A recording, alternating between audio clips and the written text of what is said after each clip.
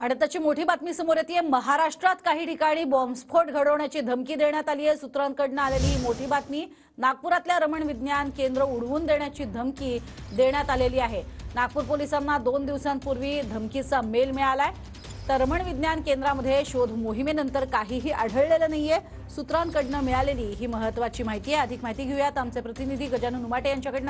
गजानन, काय सध्याचे अपडेट? नक्कीच पोलिसांच्या खात्रीला एक सूत्रांकडे एक माहिती मिळते की नागपूर पोलिसांना एक धमकीचा ईमेल आलेला आहे 2 दिवसापूर्वी आणि त्यामध्ये नागपूरसह राज्यातल्या काही ठिकाणी बॉम्बस्फोट घडवून आणण्याबाबत धमकी देणारा हा ईमेल होता। जे ठिकाणं होते त्यामध्ये नागपुरातील रामन सायन्स केंद्र सुद्धा होतं। त्यानंतर नागपुरातील गणेशपेठ पोलिसांनी 2 दिवसापूर्वी त्या ठिकाणी सर्च ऑपरेशन केलं आणि त्यात काही आढळलेलं नाही।